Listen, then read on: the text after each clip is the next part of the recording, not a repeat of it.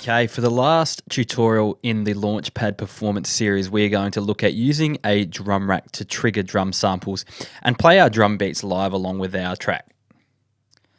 So the first thing we're going to do is we're going to come to our Instruments tab and we're going to drag and drop a new drum rack into the bottom of our Ableton playlist.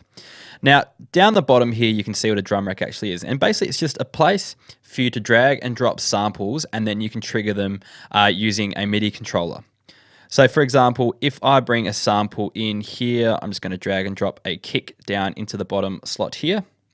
Now, if I move to the Launchpad and put it in user 1 mode, if I hold down the top button and select drum rack,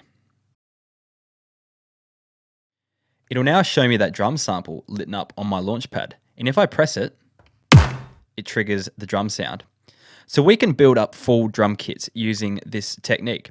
So what I'm going to do now is quickly build up a drum rack and show you how you can play your drums live in Ableton Live. Okay, so now you can see I've built up a drum rack using all the drum samples in my track. Now what I'm going to do is mute my drum track and then perform the drums over the top. So perform them live instead of having them playing in the track. But a quick tip, just note if your drum samples aren't showing up on the Launchpad, just press the top button once and they'll refresh and you'll be able to see all your drum samples load into your Launchpad. Okay, let's perform this drum track.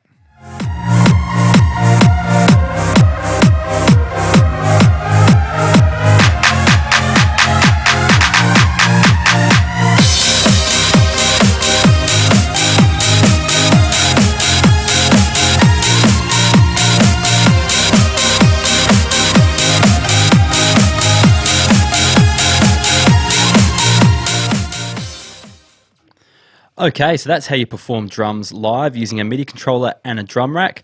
That concludes the Launchpad performance series. Hope you enjoyed it and I hope you learned something.